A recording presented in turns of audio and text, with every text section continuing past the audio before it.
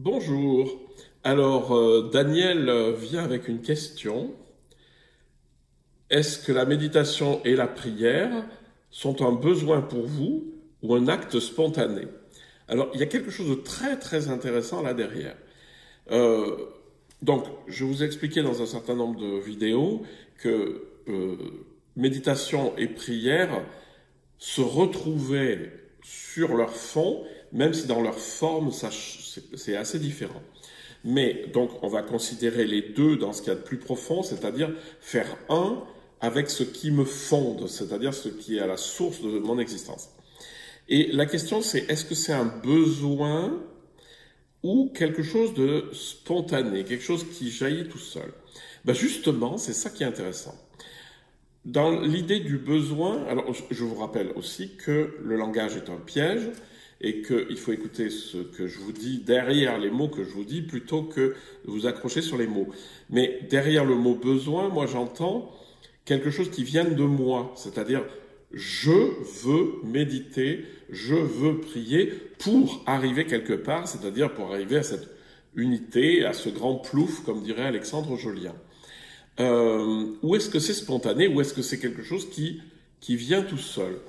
Eh bien justement, le vrai travail spirituel, c'est de se rendre compte que si j'ai envie d'aller vers la méditation ou vers la prière, s'il y a un besoin en moi, c'est déjà la méditation et la prière, c'est-à-dire c'est déjà ce fond conscient et aimant qui se manifeste et qui a envie que je le développe. Hein. C'est-à-dire que l'intuition de ce vers quoi on va se manifeste dans le désir que j'en ai.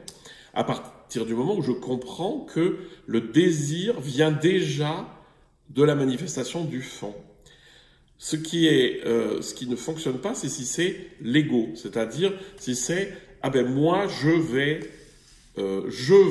être le super champion de méditation, moi je prie, etc. Donc il faut passer simplement de cette conscience du désir d'aller vers le fond pour que ce fond se manifeste tout seul. C'est-à-dire pour qu'on arrive dans cette deuxième partie, un acte spontané, c'est-à-dire que la méditation devient l'état naturel de mon existence. Donc en fait, écoutons bien le désir qu'on a de progresser spirituellement d'une manière ou d'une autre. Alors au début, c'est toujours un peu ambigu, c'est toujours un peu mélangé à je veux, etc. Et puis au bout d'un moment, on se rend compte que ce désir, c'est déjà la manifestation de la source. C'est comme vous avez un terrain et puis vous voyez que quelque part, la terre est déjà un petit peu humide. Et donc ça c'est le désir. Puis là, si vous allez juste creuser un petit peu, d'un seul coup, pouf, il y a l'eau qui va jaillir. Ben, c'est du même ordre. Le fond est en moi, c'est-à-dire qu'on appelle ça Dieu ou qu'on appelle ça ma nature profonde, c'est en moi, ça ne demande qu'à jaillir et ça m'appelle par le désir que j'en ai. Hein. Donc, voilà, c'est ça la dynamique. Donc, laisser la méditation ou la prière jaillir de moi parce que j'en ai eu l'intuition.